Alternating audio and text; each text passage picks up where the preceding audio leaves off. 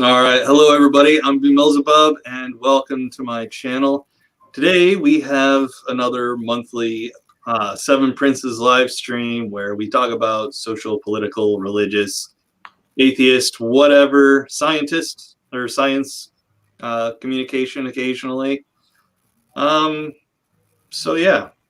So, how's everybody doing? Doing good. Doing pretty good. Hanging in there. Awesome. So how's everybody's month of September been? Screwy. Long. I agree with that assessment. It feels like the month of September has been like the only month in the last 10 years. Looking forward to next month. Same. Next month will be good. I'm ready for October. I'm ready to get spooky, and I'm ready for it to get cold. Right where Ace Awareness Week next month. Hell yeah. right there with you with wanting it to be cold because it's hot as hell here. I live in Greensboro, and it is uncomfortably warm every day, especially because my job requires me to dress not like nicely, but they're just like, hey, you gotta wear like button-ups, polos, and all that. I'm like, that is uncomfortably warm given the fact that it is 91 degrees today. 95 here. Jesus Christ. Yeah, I don't miss those temperatures. It's like in the high 70s here in Ohio right now. So Lucky bastard.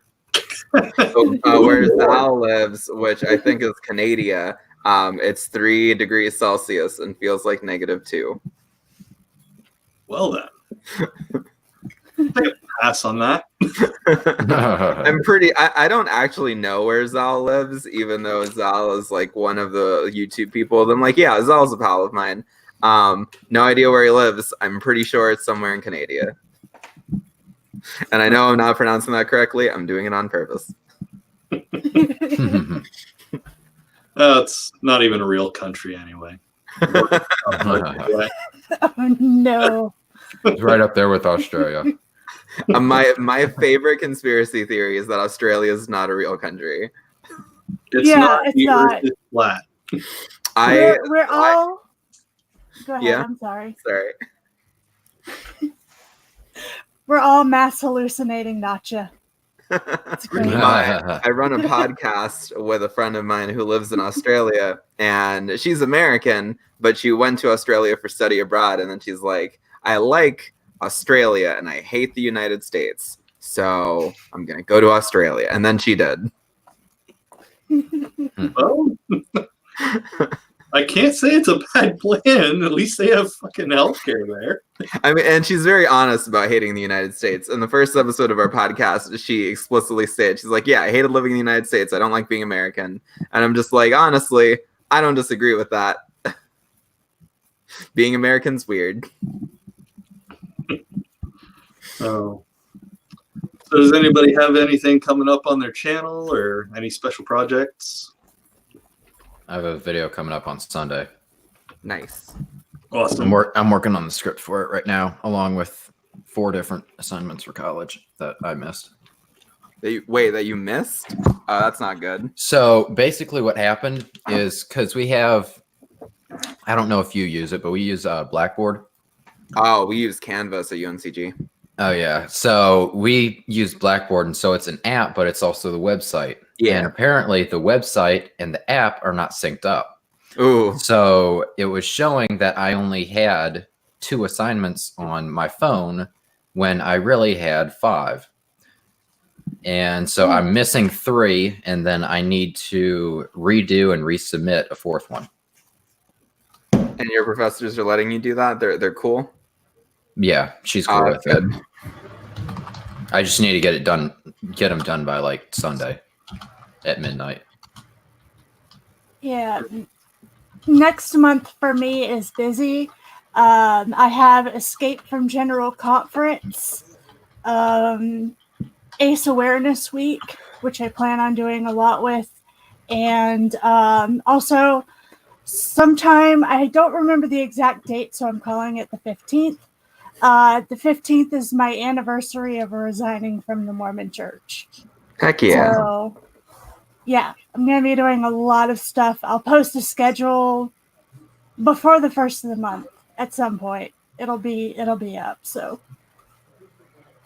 I've been doing a lot of writing. I have a fairly popular fantasy web series that I write over on Royal Road that's gotten over 30,000 reads. So it's not like super popular, but it's also not like unknown. And that's the main thing I did this month that was like not work related. Next month, I am going to be doing stuff for Ace Awareness Week, among other things. I'm also going to be doing stuff for Hispanic Heritage Month, which is right now, and it's still going, and it's going to be going on until October 15th for those of you who don't know. And I do have videos planned this month because of my work and because of the fact that I'm in school.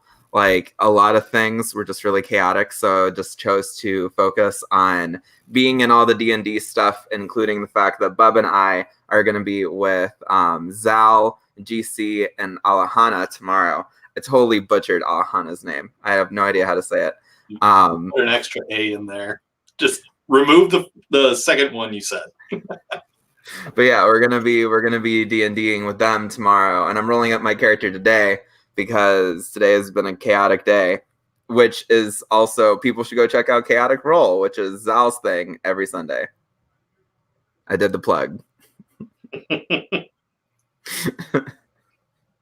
Oh. Yeah. You got anything going on there, Triad? I already said my stuff. Oh. We're out of the room. Yeah. Thank you, though. I appreciate it. Yeah, I had to move. Like, okay, so I've got this really kind of shitty dime store setup, right? I have to cover my light with a t-shirt so it's not too bright in here, and washing out half my face. Then I have to literally lift my laptop up so it doesn't look like I'm, looking down on everybody. So it took a minute and was a little distracting. But, yeah. Yeah. I am doing a really bad job right now. Luciano and I are going to be doing a thing with Godless Cranium tomorrow. I don't remember if it's live or... So in the past, it's been live. I would assume that we're going to be live streaming it tomorrow. We might not. For those of you who don't know, GC has a D&D channel called Alignment Unknown.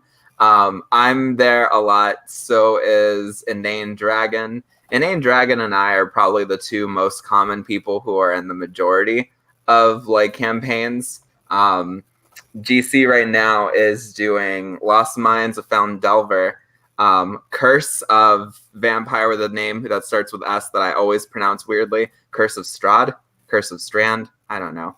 And then Inane Dragon is also on there doing one of the dragon campaigns. I don't remember which one of the dragon campaigns. And then there's a whole bunch of other YouTube secular people and sometimes not YouTube secular people who come on and we do D&D, and it's a lot of fun. Yeah, other than that, everybody should see Silver Lena in the chat right now. What I want everybody to do is click on the 3 dots next to her name, open the link to her channel in another, I can't think of words today, another page, and subscribe to her, because on Sunday, a group of us are going to be doing a BDSM consent live stream. So you're definitely going to want to check that out. Outside of that, Mel's not here right now to talk about it, but she and I are doing a really small collaboration, but it's one that I had some fun with. So be looking out for that. Possibly Monday. It all depends on, how long it takes for everything to come together. But, yeah. So, who wants to talk about their story first? Encyclopedia, go on. Wait, who is that? Me? Am I the Obviously. Oh, okay. Impeachment is a thing that's happening, kind of, sort of. So impeachment proceedings have begun, kind of, sort of, and we're going to talk about it for a second because the circumstances that led to us deciding to do an impeachment was very weird, to say the least. A couple of weeks ago, Trump kind of lost his mind and started saying very publicly that Ukraine should go and investigate Joe Biden. And that was weird for a variety of reasons. And that was the tipping point that made us decide to do an impeachment. And I'm glad that there is, in fact, a point wherein we're just like, okay, we kind of have to do this. And I think it's dumb that it took the president doing the thing that we all know he did before to get to this point. But basically, impeachment proceedings have begun not just because the president decided to talk about a conspiracy theory that sounds like something out of like a fever dream he had when he was suffering from like dengue or something. And essentially, the shit that's going on right now, I'm going to start from the very beginning. Joe Biden has multiple children. I actually did not know this because I don't pay attention to Joe Biden because I don't like Joe Biden. And one of those children is named Hunter Biden. And Hunter is a lawyer.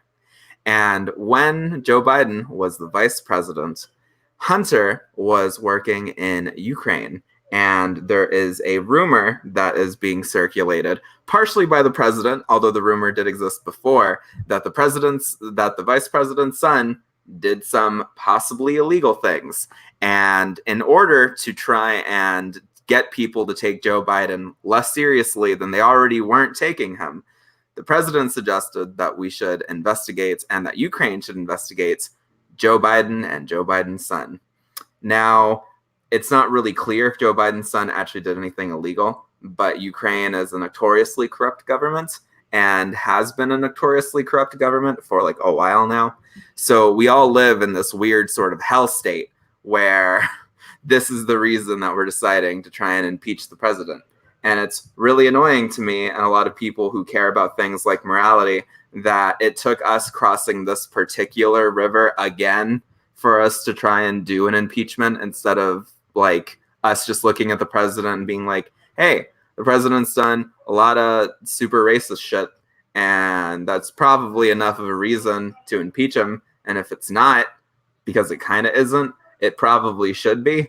We probably should have a system that doesn't wait until the president does something illegal for us to say that maybe the president should be impeached, because lots of shit that's objectively immoral and that's just like really, really difficult to swallow is perfectly legal. So now we're here, and I'm gonna try to describe this more scientifically and more like precisely, because that was just a weird sort of stream of consciousness. But in all honesty, we should all be able to agree that this is kind of a weird reason for us to want to impeach the president. Am I saying something that's like controversial here? I'm gonna wait for everyone else to chime in. I mean, I don't think what you're saying is too controversial, though. No. I mean, we all know that he publicly asked Russia to investigate Hillary when he was running the first time around. He's been promoting ridiculous conspiracy theory the whole time he's been in office and beforehand, long beforehand, when Obama was still president. He was pushing the birther bullshit. Yeah, no, you're not saying anything even remotely controversial. No, Sorry. I'm sorry, go ahead. No, go on. It's fine.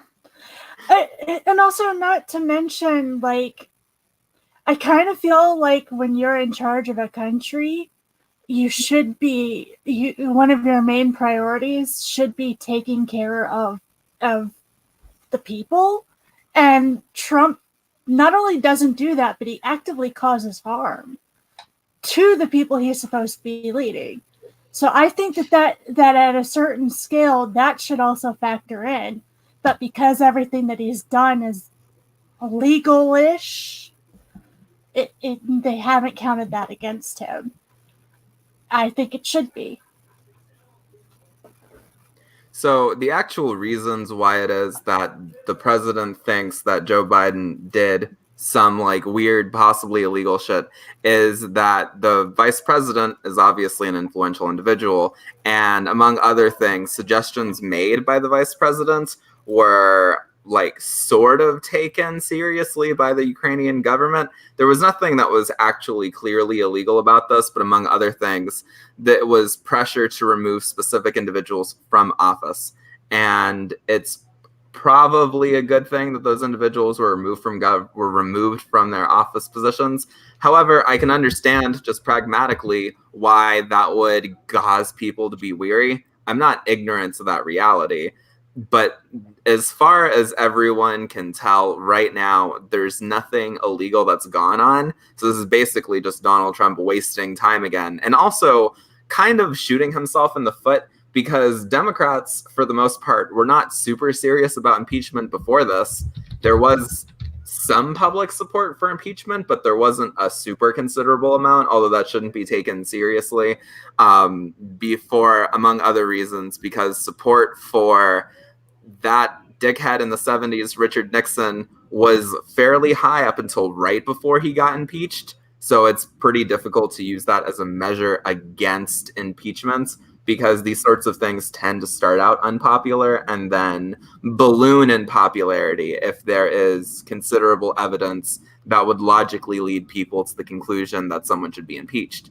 And the reality is this is something that's probably going to be pretty similar with what happens with Trump in the incredibly small chance he is not only impeached, but actually removed from office, because being impeached is not actually being removed from office. There's a whole process. If anyone's interested, I can make a video talking about it over on my channel, or Bub and I can have a conversation about it later on. I don't know the exact details off the top of my head, and if people are curious, I would like to take a second to do the research before just talking out of my ass. See, of course, I think it's funny that you called Nixon a dickhead because his nickname was Tricky Dick. I have Run DMC in my head now. The speech is my recital. I think it's very vital to rock a rhyme. That's right, on time. It's tricky. It's the title. Here we go. Now it's tricky. You know, that's where I go. Sorry. And copyright strike. Oh no. I just said words. I said words, guys, and they weren't even that great in a rap. The original artists are fantastic. Go check them out, Run DMC. I like them. Oh hell! I had 3 typos in that same number of seconds. Beautiful. It's fantastic. I have, so like the fact that I'm ESL kind of confuses people because like everyone's like, oh, but your English is so good. And I'm like, it's really not. It's just that like native speakers of English kind of don't know how to do English very well. They're just not very good at English. This is true. Yeah, this is true. So I get that. Also, hi Mel, I hope you're doing well. I'm good. I literally walked in, sat down, like, oh my gosh, I got to get on this thing. So I went and got on the thing. So it's nice. So yeah. Well, we started talking about the news stories a little bit, but I want to backtrack for you. Okay. Not telling anyone what the collaboration we're doing is. Do you have any projects coming up on your channel? Let's see. Well, every Sunday I have Oral Audacity with Doc Savage. If you haven't checked that out, it's probably my favorite show that I do right now because it's largely comedy. So it's really, really funny. Doc is a Scotsman. He's a scientist. And so I just really like listening to him swear about things. I think that's like largely what a lot of the show is. And he has like fantastic insults. And Doc's background is primarily in immunology. So he helped develop the HPV vaccine, and he's working in cancer therapies now. I've gone back to academia. And so we kind of collaborated on this particular project, Oral Audacity, to just take how people misrepresent science. And, sometimes we talk about current issues. This Sunday, we'll have Nate Brody on, and we're going to talk about the, I think it's the Scopes monkey trial and evolution, and how law has kind of played a role in science education. So Nate Brody's going to kind of jump in, and he's going to air some of his grievances. See, I've made a new word. Grievances about that. So we'll be talking a bit about how law has influenced science education, but then, it's all lighthearted and fun. And then on Saturdays, I have my science show. I think this Saturday, I'm not certain what I'm talking about yet. So usually my viewers pick what I'm talking about. I know I have one of my patrons wants me to talk about the science of fear. So I might save that till actually October-y stuff. But I think this Saturday I might talk about some of the science, because it's come up a lot. Some of the science associated with sexual assault, victim blaming, why don't women report, and things like that. So it might not be a super upbeat show like I normally talk about, but sometimes science communication involves really hard topics that are not fun, but extremely important. So, I kind of want to throw some statistics out there, what the studies say, what the science says, kind of fill in the gap. So Saturday mornings, 10 a.m. Central Standard Time, and Sundays at 3 p.m. Central for the fun, or Audacity, the comedy show where people swear a lot on my channel, which is completely uncharacteristic of what I do, but it's fine. Because we put a disclaimer, contains sweary language. We put it like right there, so it's okay.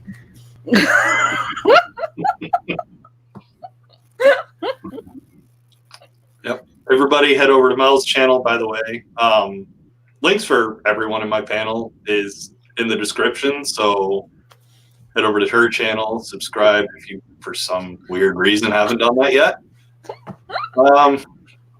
Who wants to do their story next? Anybody? Y'all are so quick to volunteer. It's always I so know, amazing. right? I mean, I for one am just glad that BBA is not playing a video game today. Look, let's not shame. Okay. We work so hard. Let us have fun. Oh my goodness. I'm sorry, I guess BBA, come back. I guess I can go. I'm not volunteering because I'm a little bit nervous. But anyways, all right. So I found a article that had brought attention to the fact that a nonprofit hospital had actually started suing patients for their medical debt. And it's basically the largest nonprofit hospital in Memphis, Tennessee, had sued more than 6,500 patients for their hospital bills. The hospital's called Methodist de La Bonheur, and basically they serve Memphis, which 1 in 4 residents live below the poverty line. They had filed over 8,300 debt lawsuits between 2014 and 2018.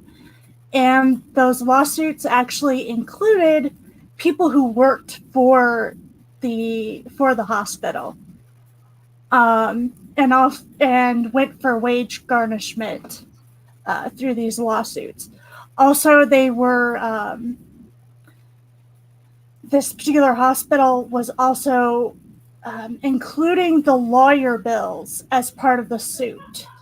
So there was one that they noted that that they were claiming $16,000 in debt, and that included $4,000 of lawyer fees.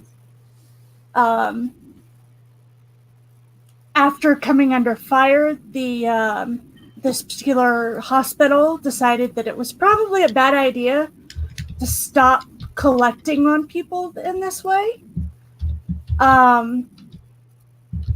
They were the church that is linked with this particular hospital. A lot of the members found out what was happening and became angry. And this is actually kind of a growing trend. People will go to the hospital, get thousands of dollars in debt, and not pay either because they can't, or, mostly because they can't. And then hospitals will sue and include any attorney fees to try to get this money instead of just turning it over to a collection agency. The fact that our healthcare is so expensive, it boggles my brain that you would sue for the money when people obviously can't pay. And also, there are things that can be done to lower hospital bills that our country just is not doing. I am a fan of single payer.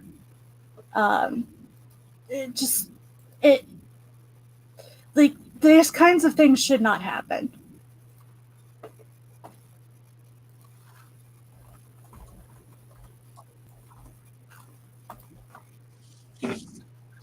That's certainly fair. What's particularly upsetting about that entire story is the fact that the majority of the people that they're suing are the people that are their own employees. So, yeah.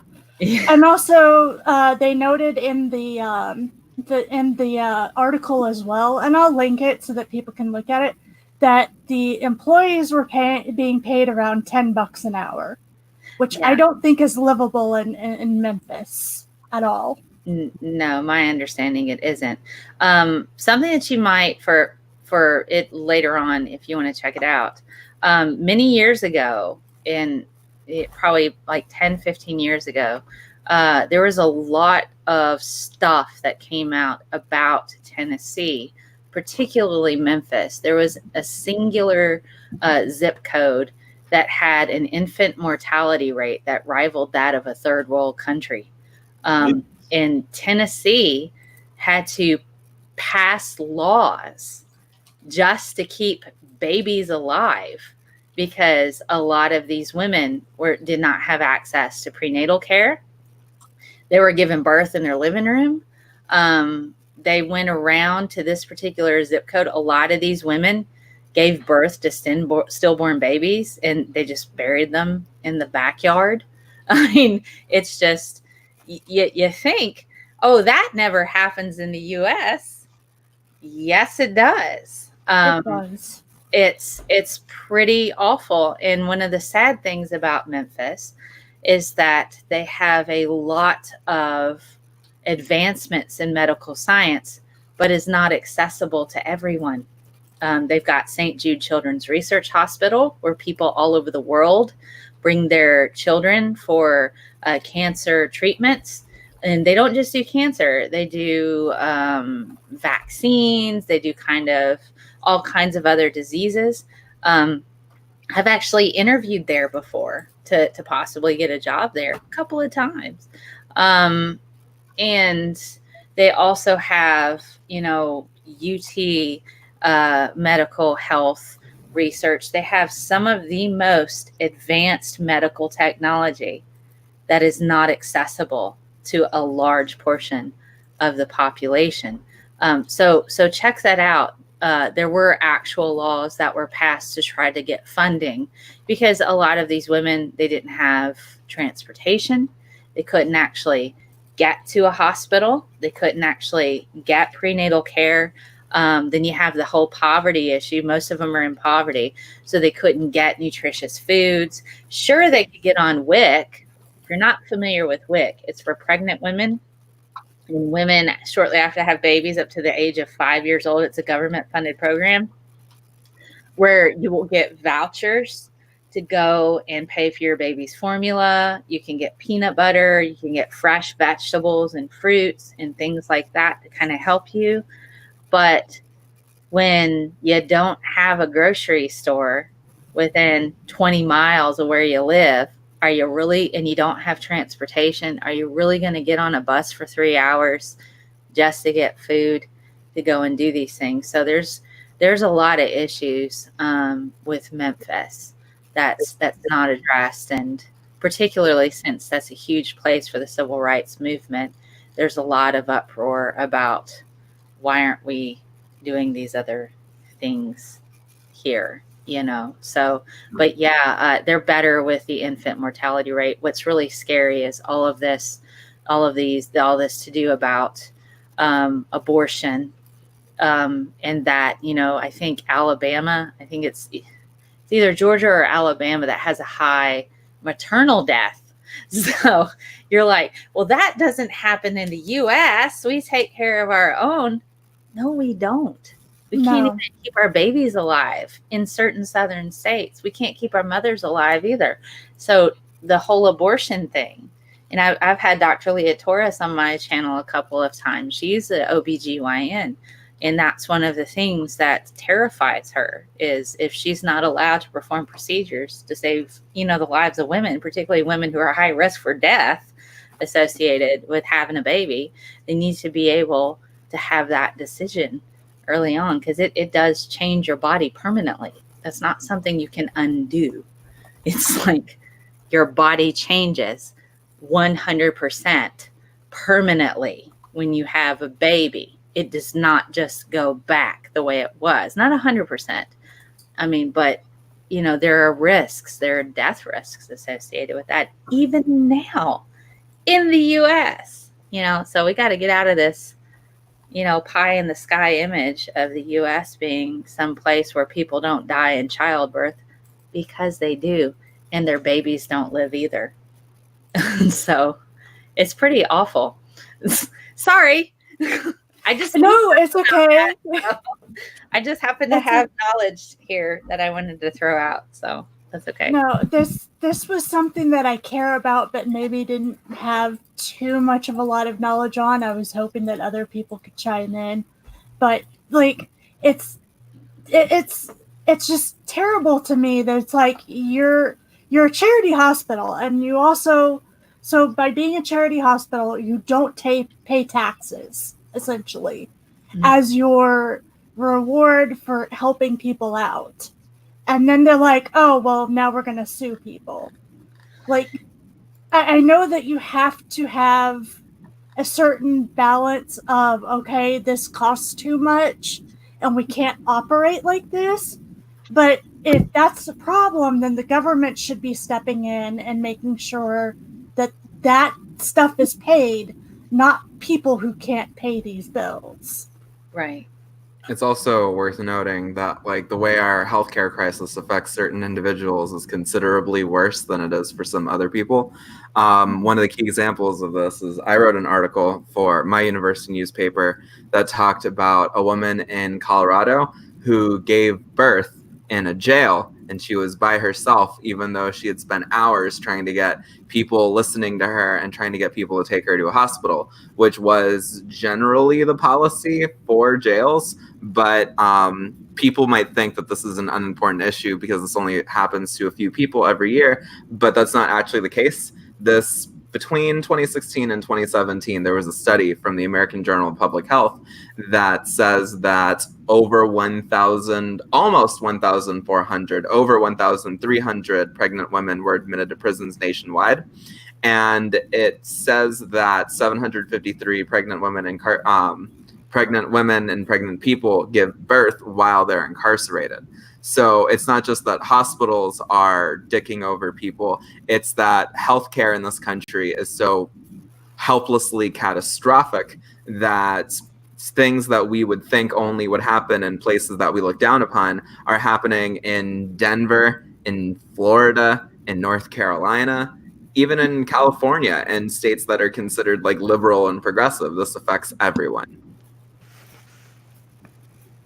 Yeah, and talking about the transportation part, I mean, Mel, you mentioned people spending, or probably not being willing to spend 3 hours on a bus. That, of course, assumes that they can even afford the bus ticket in the first place. Yeah, and be able to take off work. I got to go grocery shopping. I'm going to be 3 hours on a bus plus an hour at the grocery store. And then we'll have to carry all this, get back on the bus. It's unreasonable. And so a lot of, and this is something that I studied a bit when I was working on my master's in arts and teaching, is that, and it makes me really mad when people are like, well, poverty people are X, Y, and Z. They need to eat better. They need to eat healthier. They have all of these health issues. They're not as smart as everybody else. And you're like, but the government gives money to schools who do well. That's a thing. If your students don't show progress, you don't get money. One state had to file an exemption for No Child Left Behind because they had a 99% graduation rate. So what are they going to do? Just graduate everybody to get money? It's just like, this is where we're at. And so if your school doesn't do well, you don't get money. That's one. So this whole race and IQ thing just really, really angers me because it's about who has the resources. That's what it's about. And then that's linked to the fact that there's food deserts, is what we call them. You have entire neighborhoods that don't have a grocery store within walking distance. They're not going to spend 3 hours on a bus to go to a grocery store to spend their food stamps. And if they go to a convenience store, all the produce is ridiculously expensive. So they have the choice of buying personal size pizzas for their kids to ensure that they have food in their stomach and go to bed not hungry, or this one thing of bananas, which will last them about 2 days. So it's like, there's a massive imbalance in kids that are growing. They have to have appropriate nutrition in order to learn. There's studies that show just by changing the nutrition in schools, students not only perform better academically, but their behavior gets better too. It's like, basic fundamental needs. It just, it's a domino effect. But if you got a kid that's like worried that they're not going to eat that day, and then what they're going to eat is something that's extremely processed to the point there's very little nutrition there, they're not going to get what they need. They're worried about whether or not they're going to be able to eat that night. And you're supposed to teach them science. It just makes me nuts because we have an inherent poverty problem. And that seems to be the fundamental basis for a lot of our issues. We are not taking care of our own. And it's affecting them in every single capacity. So that's just my spiel on that.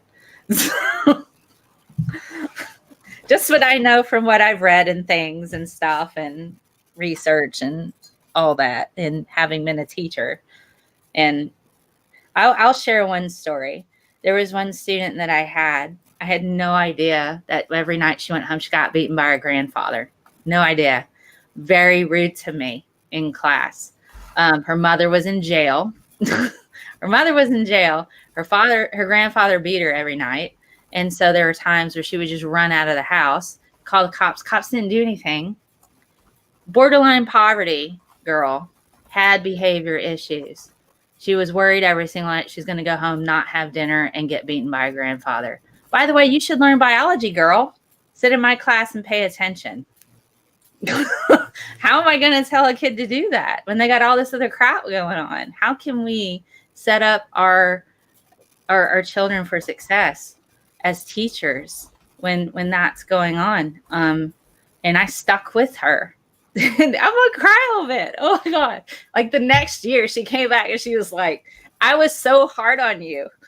But you were like the best teacher I ever had because you believed in me. I was like, oh my God. But so sometimes I feel sad that I don't teach kids anymore. But I had no idea that that's what she was going through. But I just assumed that maybe she had something going on. So kindness freaking goes a long way, man. It really does. Just be nice to each other. God, it's sad. I hope she's okay. She was a bless her. We had a syphilis outbreak in school. And she was so worried because there was a thing that happened with a student and some boys in a locker room. And she contracted syphilis. And well, I had to have the discussion. You can't get it off of toilet seats. And she stood up in class and said, "That's not true. My mom got it off of a toilet seat in prison." And I'm like, we are in this conversation right now. We're not talking about this. Is this okay? Oh, you don't want to talk about how your mom got syphilis in prison. This is not what I'm going to do today. But it's just the poverty and the abuse thing is very real. And that's what's holding people back, in my opinion. So, yeah, we need to take care of our own. I agree.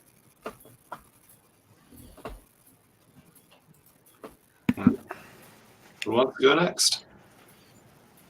I might as well go since I'm falling asleep. Yeah, you go. To get going on that. Anyways, so since I have this ability, I'm going to use it to my advantage for my clip. Get it right quick.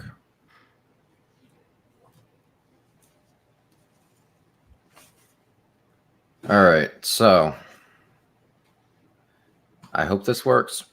Tell me if you see or if you're seeing infinite screens or not. We were seeing infinite screens for a second, but now we can see it. Okay. So this is what I'm going to be talking about. This was on Twitter. A couple of people had retweeted it, including me. Obviously, as you can tell from the title of the news article, India is wanting to take the, I guess the civilian Medal of Honor, I guess, away from the Mother Teresa, who is still a saint within the Catholic Church.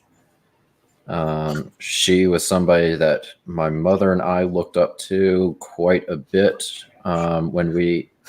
especially when I was a Catholic. My mother still looks up to her. And this is coming out of a scandal of baby trafficking within one of the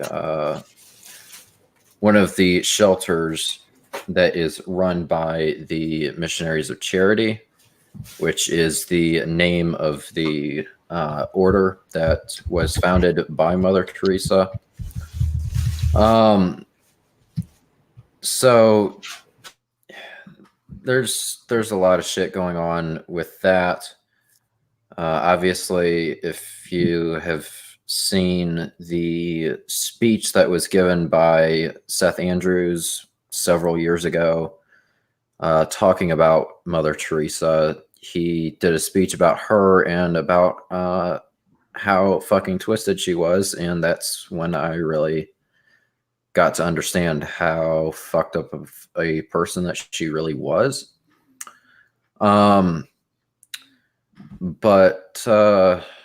Yeah, so I'm going to go ahead and just read off of some here. So just read this right quick. It's been nearly 40 years since Mother Teresa was conferred India's highest civilian honor, the Bharat Ratna, or Jewel of India. But there are growing calls for the accolade, whatever, to be resigned. Last week, Indian authorities said they busted a baby trafficking racket in a shelter run by the Missionaries of Charity, the religious order set up by the late Albanian Indian missionary in 1950. Child welfare authorities said a nun and one other person linked to the charity were selling babies to childless couples for between $550 and $1,450. I don't know if this is US, but going by the monetary symbol, I'm guessing that it is. So we've automatically got a horrible human rights violation automatically. It's the latest of a litany of scandals that have largely simmered beneath the surface for decades, but now threaten to explode in full view with high-profile figures linked to India's ruling Hindu nationalist BJP. I have no idea how to pronounce that. BJP leading the charge to revisit Mother Teresa's legacy.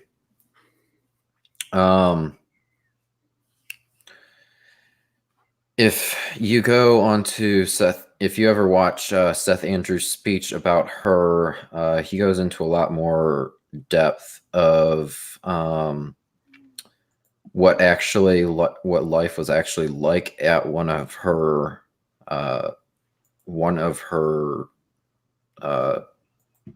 houses, I guess you would call it, shelters, whatever.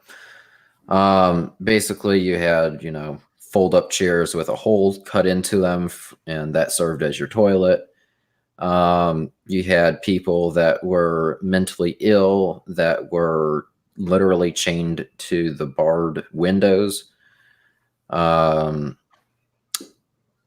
were a lot of misdone surgeries, or medical operations would probably be the more appropriate term to use. A lot of medical operations that were done inappropriately. And the biggest thing is that the missionaries of charity would rather have worried about somebody's soul than somebody's actual body, because, they believe that, everybody's going to go to heaven if you repent, and they don't realize that we only have this one life. So it brings you closer to God. Don't forget that. Yep. Yeah. She was a fucking ghoul who decided that people suffering because of her weird and really specific religious beliefs, she was perfectly cool with people living in abject misery and pain, just so long as they weren't homeless and just so long as they worshiped the same deity she did. She was a ghoul. Yep. And she even looks like one too. But anyways, so yeah, that's pretty much my my story for this month. If you want to check it out, I'll put the link to it in the chat. I already got you, fam. All right. Yeah. I used to look up to Mother Teresa too, but she is not a good person by any stretch of the definition. I was raised Catholic, but I was never into like the cult of Mother Teresa, and it's really weird because there were other figures that I was like a lot more chill about. Most notably the people involved with the really famous Hispanic miracle where like La Rosa, where like a rose appeared on a shirt. None of those figures were particularly controversial, and it was just a dumb and harmless quote unquote miracle. So I thought that was kind of funny. But like I never got the whole appeal of Mother Teresa even before I was an atheist. I was always leery of it. The ex-Mormon stance is she was a Catholic hero, therefore she was the hero of the Church of the Abomination. So, they won't say that outright. They won't say that outright because they want to look nice, but that's kind of the attitude that we're kind of ingrained to think. So like for me, this is like horrifying, but it's like, damn it, the Mormon Church is right. Son of a bitch. Oh, broken clock's right twice a day. Yeah. Yeah. I hate it when people are technically right, but it's for all the wrong reasons, which is what that is. It's like, look, your argument isn't in and of itself wrong. The conclusion's correct, but like the way you got there it's really bad. Yeah. Yeah, I mean, apparently the Catholic Church is the whore of Babylon. So, I mean, what can you say? Oh. All right. Yeah, we've just got Mel left now, and me. You want me to go or you? It doesn't matter. It's your show, man. You run things, so whatever you want to do, man. Well, you know, I like to try to be democratic about it. I don't always succeed, but I try. You can veto any options, though. Like, there you go. No, whatever works. I'm cool either way. All right. Why don't you go ahead and go? Okay. So, lots of talk lately about rape culture, rape apologetics. I've been pulled into several conversations on social media on various platforms to try to bring in some of the statistics and the information available for certain things, including what is rape culture? You know, what is a rape apologist? You know, what is what are the statistics? Why don't women report? What about false reports? And I've been quite open about it. I've been a twice survivor of assault. And so for people to try to explain to me, like, this is what rape is, you've got it wrong. That's quite irritating, if you can imagine. So I'm like, okay, sure. I've had people say, and I didn't report my assaults for very good reasons. And so I thought I would talk a bit about what kind of culture are we dealing with? Why wouldn't a woman report? What surrounds that? And I have written some articles on my website, scientistmel.com. You can /articles. You can go through and see everything I've ever written on there.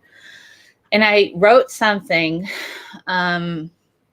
about sexual assault, the not so secret, when the Me Too hashtag came out. And people were saying, well, yes, I've been harassed. I've been assaulted. I've had things happen to me. And it comes down to lots of different factors. And in a lot of the conversations that I've seen, you can have accidental murder, you can have theft of some sorts where maybe you took something that wasn't yours and you accidentally stole something from the Walmart and you didn't pay for it, and you're like, oh, wait, I thought this was scanned. You can have accidental murder. You can have accidental theft. You can have moments where you're not all there and something happens. But rape is entirely different.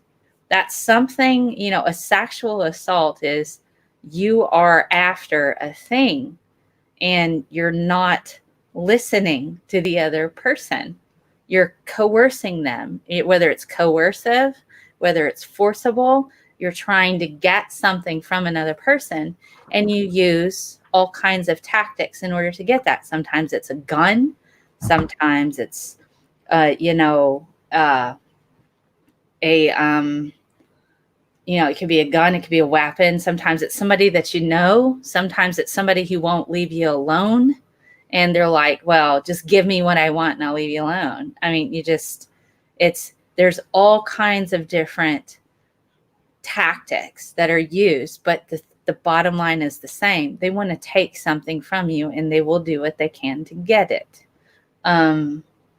It's not the same for lots of other crimes, but yet the victims of this, a rape of a person, or people are like, well, sexual assault isn't the same as rape. As a rape is a sexual assault. Okay. Sexual assault is an umbrella term, and you can have various forms of that. You can have rape, you can have somebody groping you. You can have somebody attempting to rape you. You can have all kinds of different things that fall under that umbrella. So rape is still a part of sexual assault, but much like everything else, it's a spectrum, and people don't think about it that way. So going back to what I was discussing, rape culture. Here is some examples of everyday rape culture. If I'm in a part of town that I think might be high crime, I will, and if there's men that are nearby, particularly in a group, I will get on my phone and pretend to have a conversation with somebody so I can make it sound like maybe they won't target me. That's rape culture.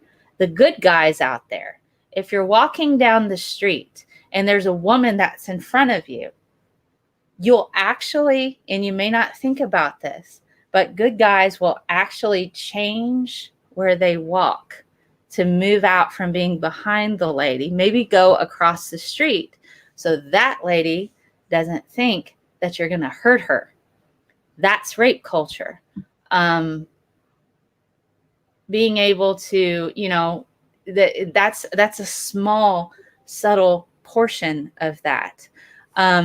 When I was first assaulted, I was 19, and I write about that on my website. I wasn't raped. I talked my way out of it. I actually talked my way out of it. I convinced the guy that I would go out with him. He worked in the same mall I did.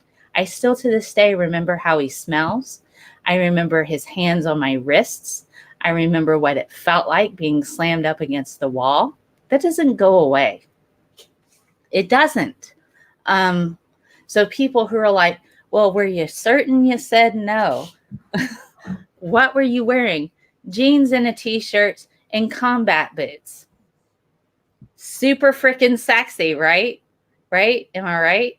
I didn't report because it was his word against mine. The other assault I had was probably about 5 years ago, and I won't get into details about it because it's pretty graphic.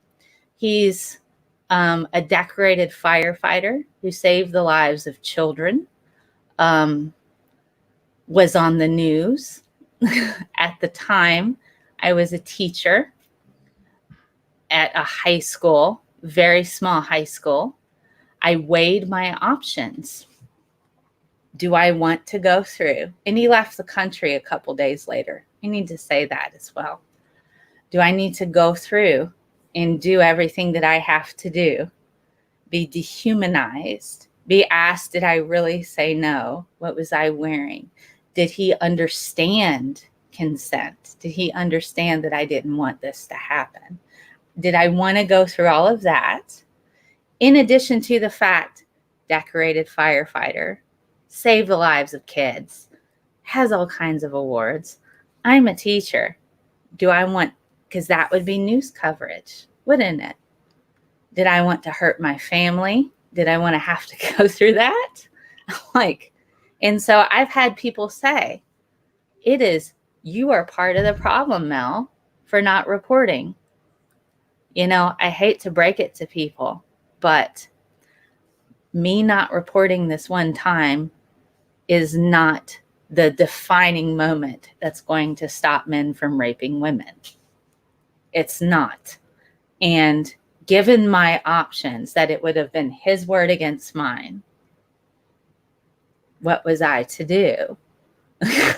So when it comes to that, the last thing you want to do is blame a victim for what's happened to them in any capacity. And I'm okay now.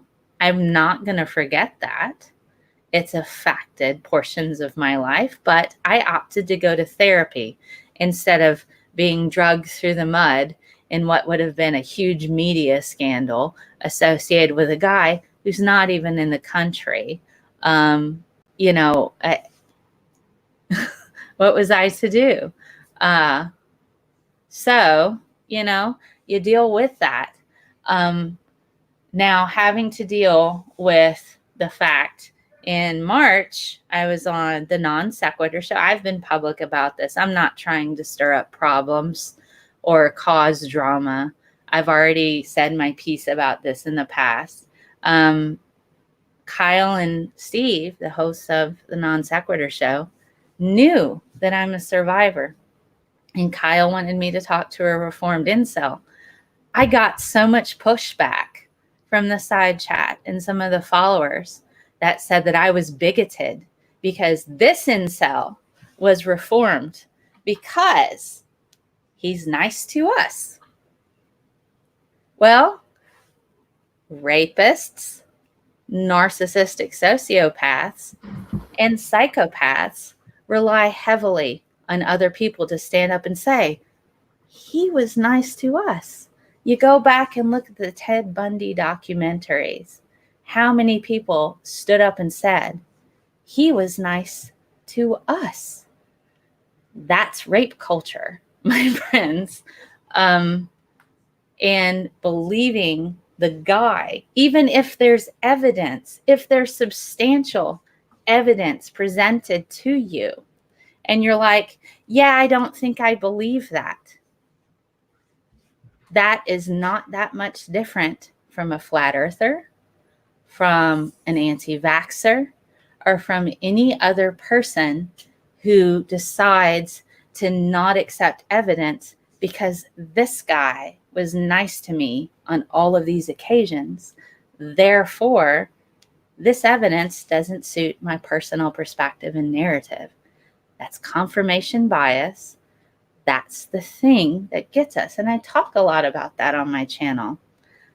If you accept all evidence as it is, you don't have to go on a crusade against a person. You don't want to think that your friend is a bad person. But if somebody presents you evidence and you're like, no, this is, and there's a profound amount of it, and you're making excuses for your friend because they're your friend, and it's hurtful to think that your friend would do that, that's an apologist argument. And you may not be a rape apologist. And that doesn't mean you're holistically like that. It doesn't mean that this one instance defines who you are. Just like my 2 sexual assaults, they don't define me. That's not who I am. That's what people wanted from me. One of them tried, one of them succeeded. But that's not who I am. They don't define me. I define myself. So, just like sometimes I might make a comment and somebody will message me, hey, Mel, hold up now. You made this statement. Here's evidence to refute what you're stating. And what you're saying could be harmful to this particular population, whether it's transgender individuals, or it's people of color, or it's women of color, or it's gay people, or bi people, or some other marginalized group. If I make a statement that harms a particular group, and somebody tells me this might be a problem, I go, wow, oh my God, okay, that doesn't mean I'm a transphobe. That doesn't mean I'm racist. That doesn't mean I'm an ableist. That doesn't mean holistically I'm any of those things. That means I said something wrong and I need to fix it. My statement may have been transphobic. My statement may have been a rape apologist. My statement, and I could make a rape apologist statement too if I had a friend of mine who I cared about that was being accused of said things. But if I don't believe the evidence and I'm like, yeah, I don't believe that, I'm being a rape apologist. Or at least in that moment with that statement, that's an apologist argument. That doesn't mean that I'm a rape apologist. That means in that moment, that statement, it is. And I need to fix that. So I think people, they don't want to be called a thing because the thing doesn't sound very nice. Nobody likes to be called racist. Nobody likes to be called ableist or sexist or transphobic or, a rape apologist or, part of the problem, which I was called that. I'm part of the problem of the rape issue for not reporting. What about the other women he could have raped? Yeah, what about them? My attacker had a 98% chance of walking free. That's the statistics. And did I really want to go through everything I had to go through for a 2% chance he might go to jail? That's how my brain works. Scientists first. Those are the statistics. Less than 2% of rapists spend time in jail. So yeah. So you do what you can. So I didn't want to go through what I had to go through in order for a 2% chance for a man to go to prison, who was a decorated firefighter, who saved the lives of kids, and I just would have been a slut teacher. You see what I mean? That's rape culture. The fact that women can't report because of the negativity that comes at them. Now, yes, false reports. Let's talk about that for a second. That's the thing that happens, and it's terribly wrong, but it's extremely minuscule compared to the actual assaults. Men have a greater chance of being sexually assaulted than being accused of rape. 1 in 16 at university. 1 in 16 at university have a chance, or you're at risk for rape. 1 in 16. So next time you go to a frat party, if you're in college, look around. 1 guy in 16 has been raped or sexually assaulted. Well, sexually assaulted, raped, groped, slammed against the wall, anything sexually assault. We'll leave it at that. 1 in 71 outside of college. So you go to the mall. 1 in 71 men have been sexually assaulted. Just take a look around. It's 1 in 6 for women in the US. Now, the thing is, all of those numbers are likely higher due to the fact that people don't report. Rape culture for men. A woman rapes you. Well, you should have been lucky because you got a little action there. Rape culture. Men can't report rape because it makes them less macho. That's rape culture. This is what I'm talking about. We need to allow a space for people to be able to go without fear of retaliation or negativity or any kind of bite back. There's some studies that have been done that the largest reason why women don't report is because of the negative responses from healthcare professionals, law enforcement, family, and friends. Those top 3. So, you know, it's just, we have just got to be better than this to one another. So in summary, you can make a comment that is an apologist argument or statement that's racist, that's transphobic or sexist or ableist. You can make a comment like that without that being the thing that defines you. But what you do with that in that moment where somebody says, here's the evidence to refute what you're saying, and this is harmful and it's hurting people, and this is why, if you double down, and if you consistently double down, and you constantly double down, ignoring the evidence, you're becoming that apologist. You're becoming sexist. You're becoming racist. You're becoming transphobic. We all make mistakes. That's how we learn. I say things that are wrong sometimes, and somebody will message me. I'm like, oh my God, you're right. This does sound incredibly ableist. I need to not say things this way because it sounds like I'm, taking a dig at somebody who's in a wheelchair. I need to be careful about this. So, but, I don't think, how dare you call me ableist? I'm like, I need to shift the way that I explain things. So I understand that my words do have an impact, and and it's not tone policing. It's not word policing. It's just freaking manners. It's just manners and saying, you know what I said hurt somebody's feelings, and I need to address this.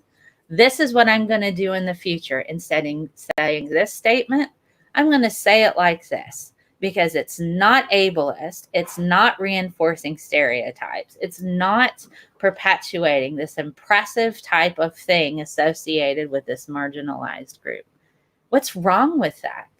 Why can't more people do that? So it's just, you know, I guess I'm Asmodeus. I guess that's my demon. The Asmodeus is the demon of lust and taking things and doing all this. But you know, consent. Let's just be better, you know, let's just be better. There's nothing wrong with just defaulting to kindness and just saying, hey, we do need to change the way we talk about things. That doesn't make me a bad person because I say something that somebody considers ableist. I just need to change the way that I say things and accept evidence when it's given to me. If I don't accept that evidence and I don't shift the dialogue, then yes, I become the thing that people call me. That's just my words. I'll leave it at that. Thank you for listening and tolerating all of whatever I say. So, yeah. Yep, I have no idea how to follow that up. Neither do I. We could sing Jesus loves me. This I know. We could put, you know, I could read. I still have How to Conduct Spiritual Warfare, like right here. I have it right here. Remember, good old Mary Garrison. I still have it right here. I have Mr. Rogers' book too. So I have Mary Garrison. I think Mr. Rogers is more worth the read. I think that I'll say this because I was raised by an abuser. I wasn't sexually abused, to be clear, but I was raised by an abuser who every week for several years of my life beat me, and I was quiet for a really, really, really, really, really long time about it. The first person I ever told was someone who I knew I would probably never see again, and I was correct. And it wasn't because I told them. It was because the first time I told someone about the abuse that I suffered, I was living in Honduras, and it was maybe a month before I left. And I have since gone mildly public about suffering the abuse that I suffered. My abuser knows that I've talked publicly about the abuse. I never identified them by name or was super specific about their relation to me, but I have mentioned that they were a family member and that they were a teacher. So this person knows that I was talking about them. And the first time I did it publicly was the first time I was ever at a conference. I was at a conference as a speaker, and I spoke about homophobia and queerphobia in Latin America and in Latin American communities. And it was actually earlier this year. And that person was sort of forced to contend with the fact that I remembered what they did to me because they spent a really long time gaslighting me. And before then, I had spoken to other people about it who also didn't believe me. Fortunately, most people believed me when I told them, including people who had met this person. My current partner knows who I am talking about and has actually seen this person be verbally abusive to me because my current partner and I dated when we were in high school. We were high school sweethearts, and then we broke up when I went to college. And because of that, she got to meet this person. And it's incredibly important that we remember that abusers of all sorts can be incredibly charming, incredibly personable people who, in the cases of physical and emotional and verbal abuse that I am familiar with, in the cases of my friends who suffered similarly, oftentimes these people take out their rage and aggression on people who can't defend themselves. And I'm not saying this as a fact. I'm saying that specific to my experiences, this is generally what happens, and that was what happened with me. That was what happened with one of my closest friends who for years was basically tortured by her father. And this is a person that I still chat with from time to time, but we bonded over the fact that we were both raised by malignantly abusive people who, in my case, almost hospitalized me because of the extent that I was beaten, and in her case, actually did cause her to go to the hospital. And this is a horrifying thing to talk about. My heart is racing as I'm talking about this, even in the mind-fuckingly vague way that I'm talking about it. Deep breaths. Take a break if you need. When I wrote my article about my assault when I was 19, which is what ages ago, I was a virgin. That would have been my first sexual experience had I not talked my way out of my own right. I get in graphic detail. I cannot read my own article, Luciano. I can't even do it. I can't get through it without crying. And that was ages ago. I'm like an old lady now, and I read that, and I'm just like, oh my God, that's a thing that happened. So, no, I get it. But it is important that we understand that abusers are, I will say something that maybe not everyone will agree with, but at the very least, the abusers that I know of and the abusers that I've met, deep down, they're monstrous people, but that doesn't mean that they look monstrous. Someone doesn't have to look like a vampire to be a vampire. Someone doesn't have to look like a dragon to be a dragon. And I know that talking about it in that way is kind of funny, but I think it's important that we also realize that a lot of survivors, in some cases, can use humor to cope with some of the things that happen to them. Once again, not speaking for everyone. I'm speaking to my own experiences and the experiences of friends who are also survivors. And a lot of us cope in very different ways. I coped by doing everything I could to avoid. I did everything in my power to not give my abuser a reason to abuse me, because in my case, it typically didn't come out of nowhere. I'm not going to talk much more about this because this can be incredibly triggering for some people. I've had panic attacks caused by other people talking about their experiences. So I'm just going to say this. I think it's important that we talk about these sorts of things, and it can be difficult to hear, but I hope that people who never had to endure this, I hope that they can understand the level of courage and the level of vulnerability that comes with talking about something so intimately personal. It takes a lot out of you to even be in the same space as these sorts of conversations are possible to happen. I actually didn't know that this was the thing we're going to talk about today. And I'm happy we are talking about it because I don't often provoke these sorts of conversations on my own. The closest I've come in my own kind of personal space on Twitter is that I sometimes talk about toxic aspects of what Americans or estadounidenses call Hispanic culture, where they use one sort of term to describe all of the peoples of Central and South America as a sort of monolith, that's a big yikes. But like, Hispanic people have jokes about a lot of really toxic stuff, and we use it as a way to sort of unpack what's happened to us that we've just sort of culturally accepted.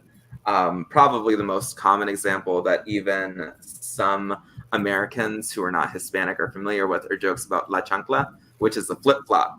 And it's really common in Latin American families for Hispanic families, especially American Hispanic families, to use a flip-flop to like hit people. And it normalizes violence to sort of joke about this, but also like it is a way for us to just sort of unpack the fact that violence was so integrally and so commonly a part of our lives. And it's one of the ways which abusers can sort of get away with their abuse and can sort of make light of it. And yeah, that's my spiel on that whole thing. Yeah, I mean, I can add into that too. Like, it's not in the same way as y'all two have been talking about it, but I was a year and a half, no, almost 2 years ago now. I first ended up getting into metal. And it might sound kind of weird, kind of funny, kind of normal. It's like, I just got into a different form of music. No, it wasn't that. It was the fact that I was and still am to a certain degree dealing with depression. Nowadays, it's on and off. It's kind of dodgy nowadays. I don't deal with it anywhere nearly as bad as I did before. But about 2 years ago, I was extremely depressed and to the point of suicide.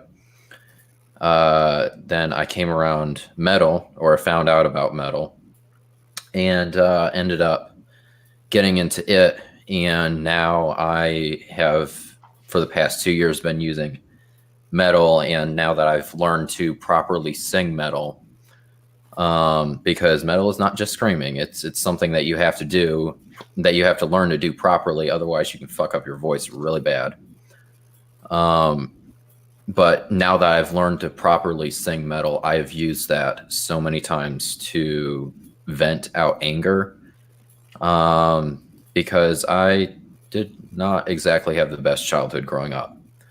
My mother and I did not really have that great of a relationship for about 13 to 14 years out of my 18-year-long life.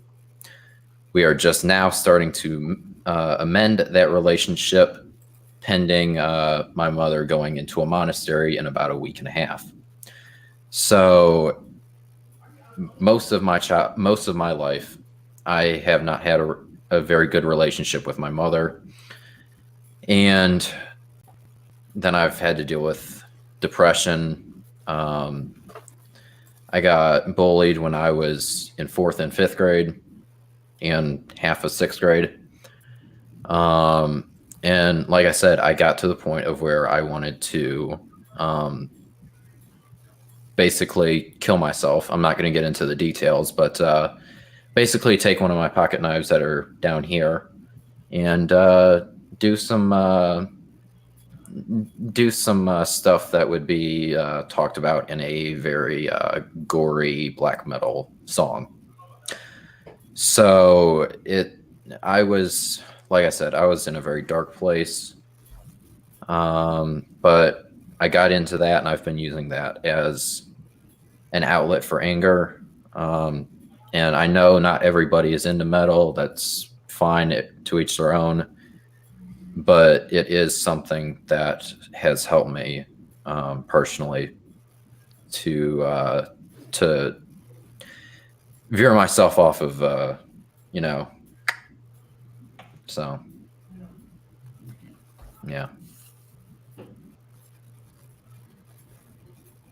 So in other news, fall is coming. I'm sorry. Yeah, for women everywhere, it's Han Solo season and pumpkin spice. Is it Triateyal or Tri? Yeah, you can just do Tria. It's Triateyal. It's a made up name. Oh, okay. I didn't mean to cut you off if you were going to say something. It's okay.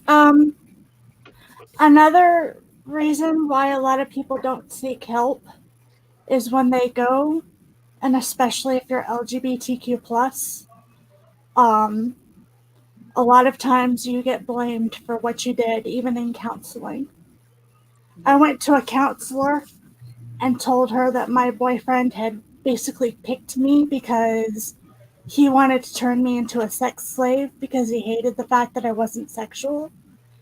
And when I told her that I was coerced into consent and then he punished me for not having sex right, she told me it was my fault. I need to get a list of counselors like that, and then I don't know. We need to sort them out somehow. Do we write strongly worded? When it comes to asexuality and other people on the LGBTQ+ spectrum, a lot of times they don't understand how to treat those situations, especially asexuality. Yep. Mm-hmm. Basically, anytime I go into a counselor's office, and this is any kind of counselor, like just a counselor, a psychologist, psychiatrist, any of them, they blame the fact that I'm ace on my trauma. I was ace before my trauma. And they also think that the healthiest thing for you is to learn to become sexual. Yeah. And I have to go through that in every counselor's office. Okay. I've never been able to get through a therapist. Okay. But, I think we follow each other on Twitter. Message me. I have friends who have connections to LGBTQIA positive therapists. LGBTQIA positive doesn't mean always asexual positive. I understand. I have a friend of mine who's a professor in psychology, has been for about 15 years up north.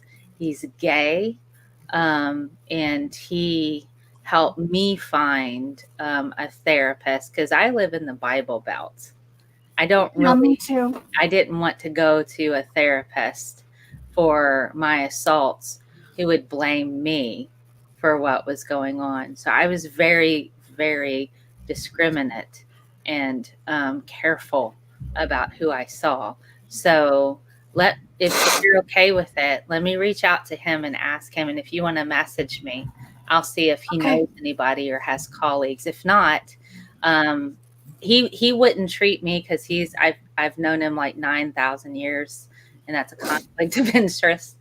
But let me reach out to him and see if he knows anybody and see if we can't find somebody to help you, if that's okay. I'll think about it because I've been burned a lot. I understand. I've been burned a lot. I understand. But, my DMs are open on Twitter. Message me if you're interested. And I will, and I'll work whatever avenues I have to help if that's something that Thank you, not, Mel. Just wait, Yeah, thank you, Mel. It's just, I just wanted to bring that point up, is sometimes you have nobody to turn to. Yes. You don't have a safe place, and that is why a lot of people don't report. I regret going to that particular counselor because basically it made an already kind of suicidal person. Like, I never acted on it, but I was so depressed that I basically wasn't living. It made somebody who already felt like it was her fault, already had been told by her religion that she should commit suicide for not having had her boyfriend kill her. And,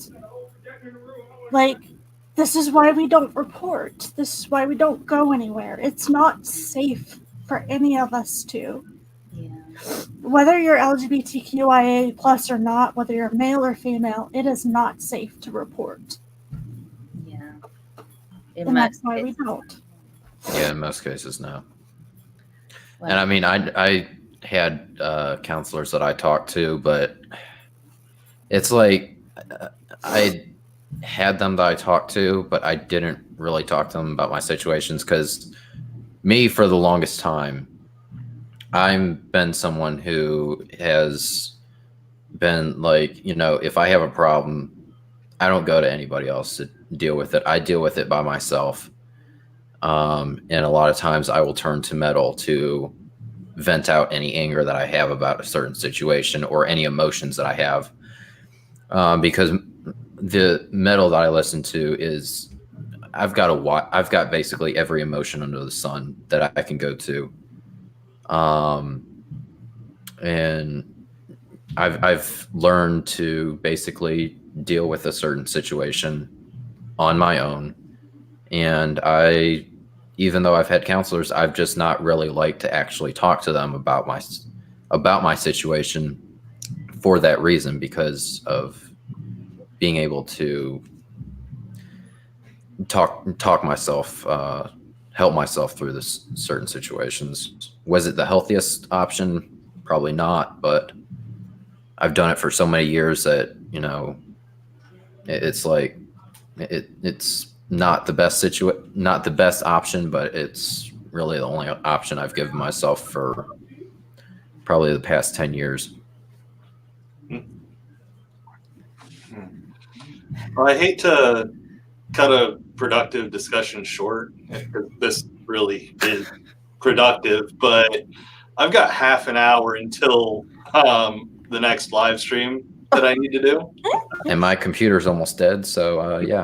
I also need to get going. So I hope everyone thought this was a good conversation. I'm not gonna say had fun, although if you had fun, that's good.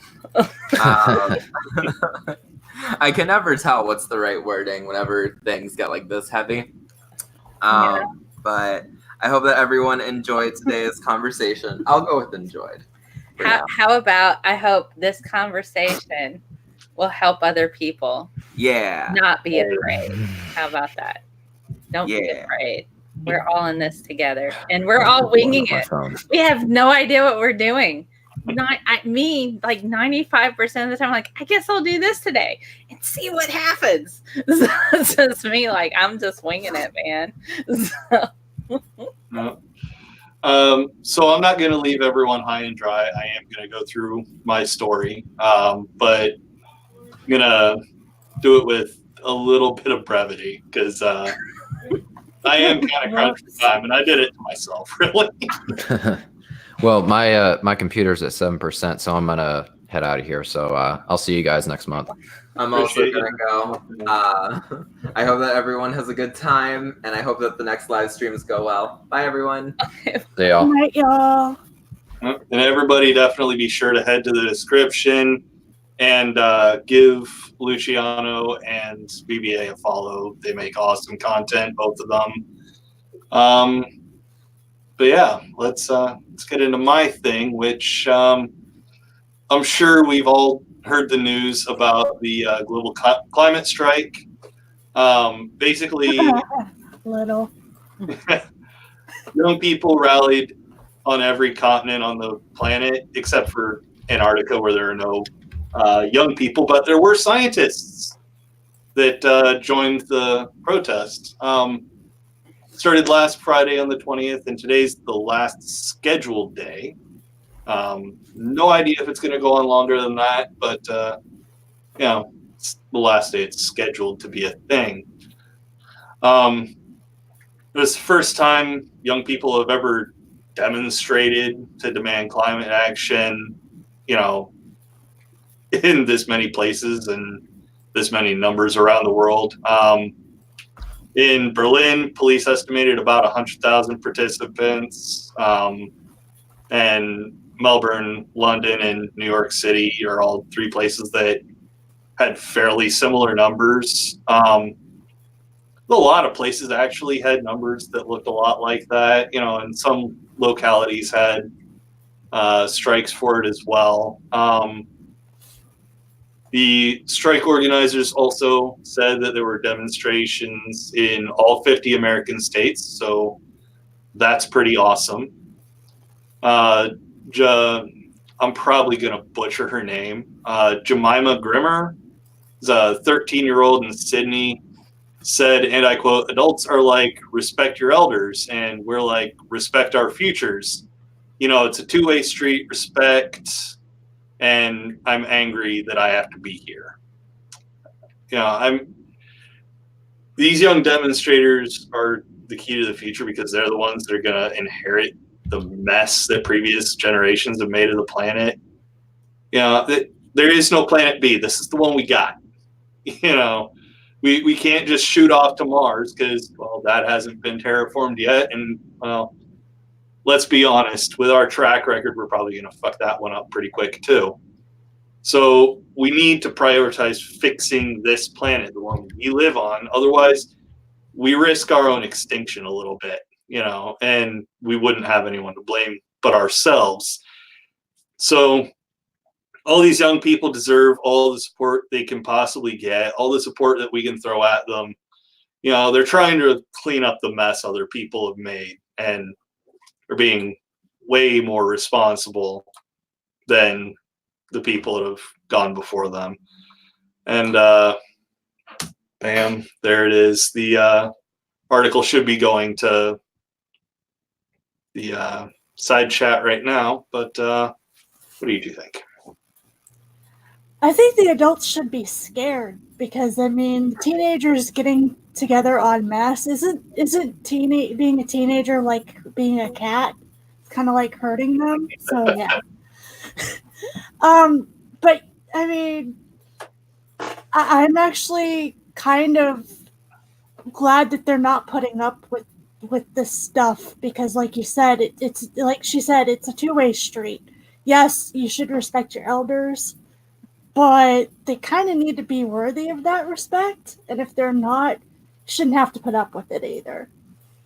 Yeah, and these elders aren't treating it like a two-way street either. You know, they're more concerned about, and by they I mean, you know, these capitalists that are doing actually the majority of the fucking up of the planet. You know, they're more concerned about their pocketbooks and their annual bonuses or quarterly bonuses than they are the future. You know, Here's what I find funny. Certain lawmakers in certain states think like 13-year-old girls should not be allowed abortions. They you know, it's like they aren't mature enough to understand, you know, what they're doing. But, you know, it's like, you know, they need to just go ahead and have those babies. So they're expecting 12 and 13-year-old girls to be mothers, but then they get mad when they speak up about climate change. Oh yeah. It's like, Yeah. There's They're a not disconnect responsible here. or mature enough to get an abortion, but they're responsible and mature enough to have a baby when they are babies. But something else. I'm sorry. Don't talk about climate change. You're not mature enough, but by all means have that baby at the age of 13 because you'd be a great mother. No. I don't get this. I'm in the twilight zone all the time. This feels like I'm just, you know, all the time. I'm like, what the heck am I living in? Another scary thing that I've kind of noticed, and this happens with a lot of my more religious family members, is they're very much into the this is the end time scenario. And they're like apathetic at best. Some of them are a little bit less than apathetic. Some beloved family members that I love them very much. But they are pushing, and the Mormon Church is one of the big ones pushing this, and they have the money to do stuff as well. Is basically, this is the end of the world. Of course, this mass extinction level event is coming. It was in the book of Revelations. But we shouldn't be scared or worried about it because Christ is going to come back and save us all. And I'm like, no, he's not. Please don't kill us all with this shit. Please. And let's play make believe here really quick. Let's say Jesus is coming back. Who fucking cares? The Bible tells people to be good stewards of the earth. Mm-hmm. Kind of failing in that regard, aren't you? Well, my thing is like the Bible never says how many people are actually left after all that bullshit either. Yeah. For all we know, there could be 1 or 2 people left waiting for Christ. Yay! Really? Do you really want to live through that? Why? Why? Oh my goodness. So there's that at play too. Yes. It's scary to me because, like I said, I've been watching family members. The rich don't care, and we're having to listen to poor teenagers get angry and group up in order to get anything done. World is on fire. I'd like off this planet alive, please. And of course, they're getting angry at those teenagers and yelling and screaming at them like Greta Thunberg. Some days I'm with Simon Pegg and say, let's just go to the pub and wait till this whole thing blows over. Just like, just sit at the pub and wait for this whole thing to blow over. Another pint, please. Thank you. Oh. But, you know, that's, we can't always do that. So I do what I can in the circles that I'm in.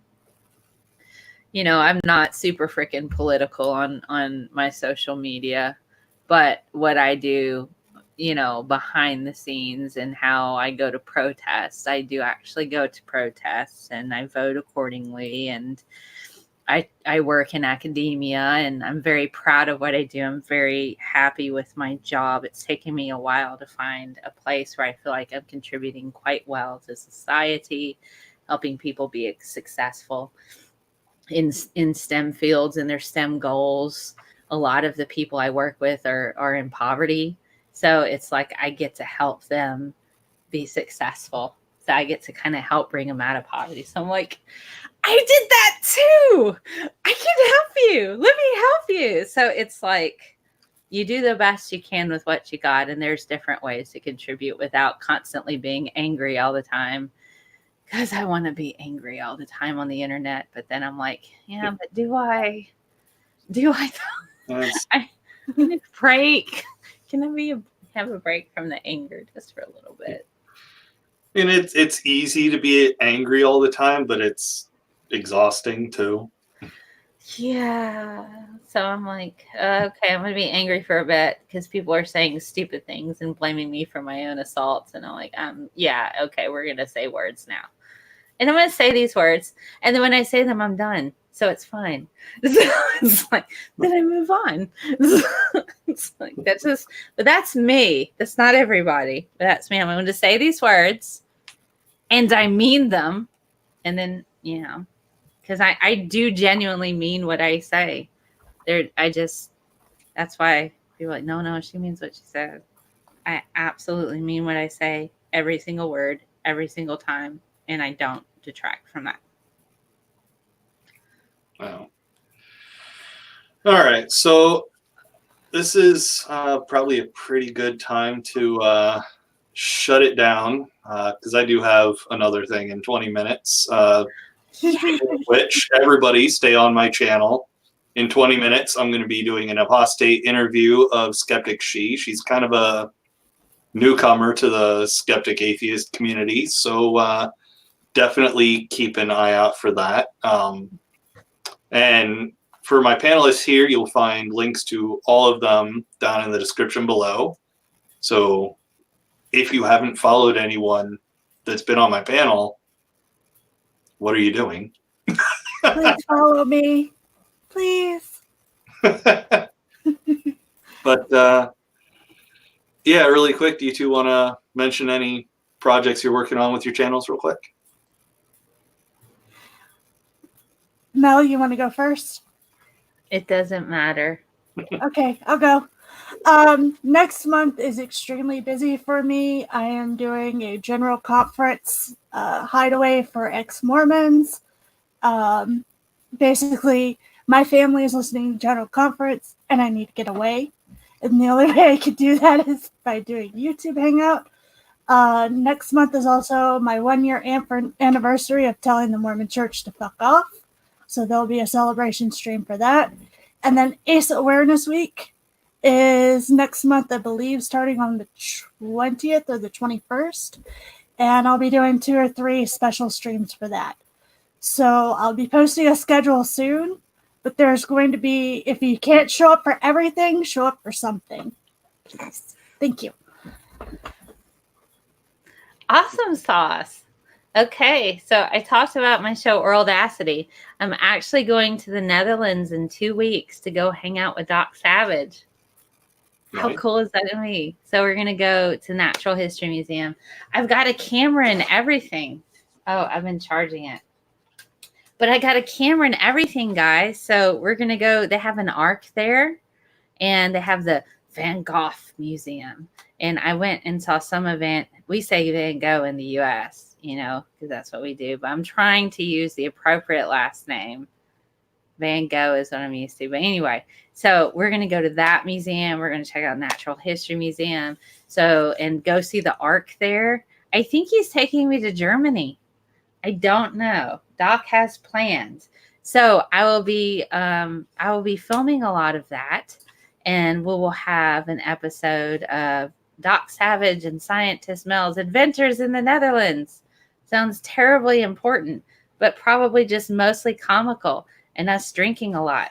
So maybe that. And there will be lots of science thrown in because we both are those people. We're sciencey nerds that drink, and he swears all the time. So It'll be a lot of fun. I'm going to have to tell them, tone it down in the Natural History Museum, but swear all you want in the Ark. It's fine. So, look at this dumb. And it probably will be lots of, I hope they shampoo my balls. I just say, I imagine there'd be lots of stuff like that happening in the Ark. Like, shh. Remember, we're having barbecue later that I promised I'd cook for him. So that'll be interesting. So we'll have that, all kinds of the film stuff for that for Oral Desk. So that's in 2 weeks. And then every Sunday, this Sunday, I will have Nate Brody on Oral Audacity to talk about law and science education, because he teaches law up in New York. So he's a law professor. And so we're going to, and I used to teach evolution. So this will be kind of fun. And then Doc has some input on that on I think it's the Scopes monkey trial. So check that out. So that'll be Sunday, 3 p.m. Central. And then tomorrow, I have no idea what I'm talking about. I have to sort that out. 10 a.m. for Saturday morning science. Get you a bowl of cereal and join me and just sit there and just shove it in, man. I like Lucky Charms. Make me jealous. Well, if you drink any absinthe, be careful, because you might start seeing shit and your night can take a bad turn. True that. But like I mentioned earlier, Mel and I are collaborating on something. I'm not telling anybody what yet. That's going to have to wait until it comes out. But here's a hint. Yeah, I'm sure so many people are going to get that. Here's a hint right there. The doctor is in. Yeah. But, I kind of got it already. Yeah, and once again, Silverlana is in the side chat. Everybody should head over to her channel real quick. Subscribe to her, because on Sunday, I am going to be part of a panel talking about kinky consent. So, the what? Taking consent? Kinky. Kinky consent. I was about to say, you have to have consent for cake? You're an adult. I swear I thought I heard cake consent. Nope. You aren't turning ace on us, are you, Mel? I'm like, do I have to ask permission to eat cake now? Because I'm going to be very upset. Like, what? Cake consent? What the heck is that? Okay, anyway. Assuming it's live, I'm going to be on Alignment Unknown tomorrow night playing some D&D, doing a one-shot, so that should be a lot of fun. Yeah, definitely keep an eye out for both of those. And again, after this, almost immediately after this, starting at 8 Eastern, I'm going to be doing an interview of Skeptic She, so should be a good time. And, yeah, I'm going to get going, so I have, all that set up. But, yeah, thanks for coming on, and take it easy, everybody. Night. And end broadcast.